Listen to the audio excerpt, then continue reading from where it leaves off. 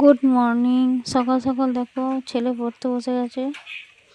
আর এদিকে দেখো সকাল থেকে ঝমঝমিয়ে বেশ ভালো বৃষ্টি হলো। বৃষ্টি ভেজে সকাল দিয়ে আজকে দিনটা শুরু করলাম। গুড মর্নিং বন্ধুরা। তো এখন বাজে হচ্ছে 7:09। 7:09 বাজছে আর সকাল থেকে ঝমঝমিয়ে বৃষ্টি হচ্ছে। আর ভাল লাগছে না, এখন একটু ছাড়লো। তো চলো এখন থেকে আমি আজকে ভিডিওটা শুরু করছি। নতুন চ্যানেল খুলেছি, জানি না কতটা কি উদ্ধার করতে পারবো। এদিকে আমার ছেলে পড়তে বসেছে, আমার পুরো বিছানা বাগানো হয়ে গেছে। আর আমার ছেলের শরীর খুব খারাপ, আজকে পরীক্ষা আছে বলে তাই স্কুল যাবে, নাহলে স্কুল পাঠাতাম না। কালকে স্কুল যায়নি, পেটের যন্ত্রণা মাথা যন্ত্রণায় শনিবার থেকে আরম্ভ হয়েছে, কিছুতেই কমে নাই। আজকে বৃহস্পতিবার হয়ে গেল। তো চলো ভিডিওটা দেখতে থাকো, জানি না ভালো লাগবে না খারাপ। চলো এখন ও পড়ে নিক, তারপর আবার অঙ্কের মতন টাটা। এখন আজকে একটু ভালো আছে, ওষুধগুলো খাচ্ছে তো। আর আমাকে ডাক্তার দেখিয়ে নিয়ে এসেছি মঙ্গলবার দিনে পরীক্ষা ছিল একটা। মঙ্গলবার দিন পরীক্ষা হওয়ার পর তারপর গেছি। ক্লাস টেস্ট হচ্ছে এখন, ওই 20-25 নম্বর করে হচ্ছে। তো চলো, নতুন ফোনটা কেনার পর এটা একটা প্রথম নতুন ব্লগ চ্যানেল স্টার্ট করলাম। একটা শর্ট ভিডিও চ্যানেল খুলেছি। ওটা মোটামুটি এখন 40টা সাবস্ক্রাইবার হয়েছে 1 মাসের মধ্যে। 1 মাস হয় না কোনো। তো চলো এখন টাটা। ওয়াচ টাইমটা কথা মনে নেই, তারও বেশি হয়ে গেছে। চলো এখন টাটা, নে পড়তে বসবে কি, গোটা বিছানাটা বইটা মিলে রেখে দিয়েছে। পড়বি কখন? নে নে নে তাড়াতাড়ি শুরু কর।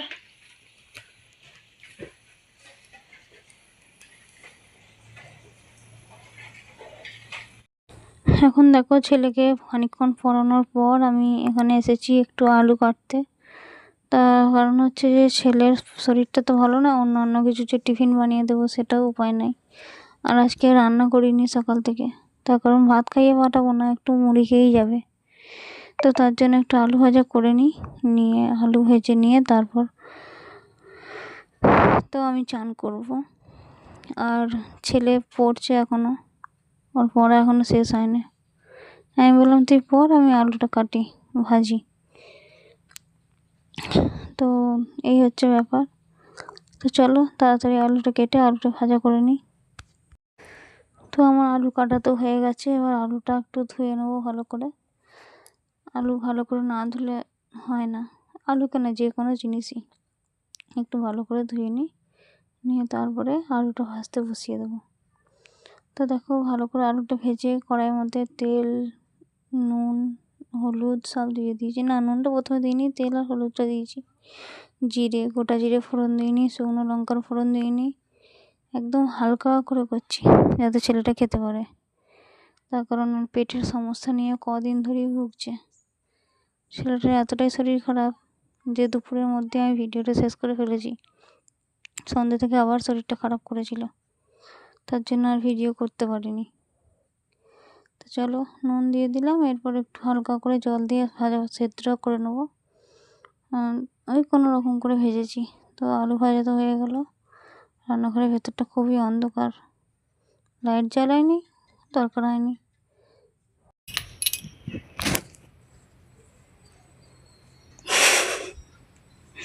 মাথার মাঝখানটা আঁচড়ানোই হয়নি, বেশি পাকা।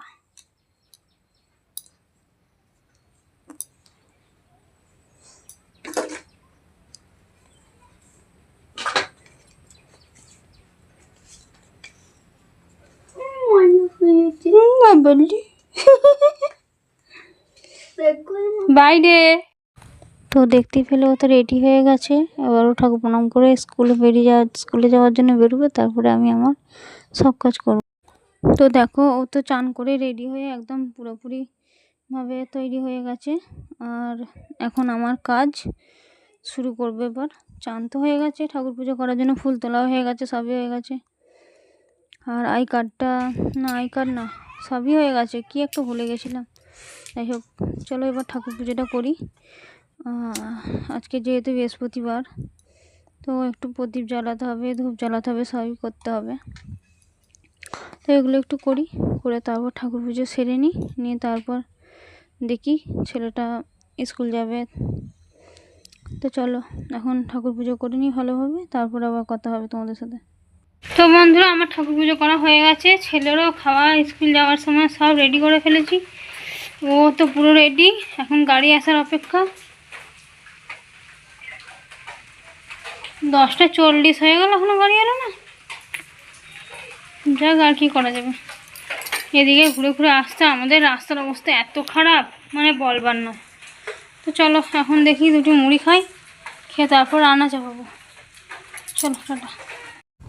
তো বন্ধুরা দেখো, আমি এখানে রান্না চাপাবো বলে উনুন ধরিয়ে নিয়েছি, আর চাল ধোয়া হয়ে গেছে। এখানে কোটো করে ডাল ভাতে দিয়ে দিয়েছি।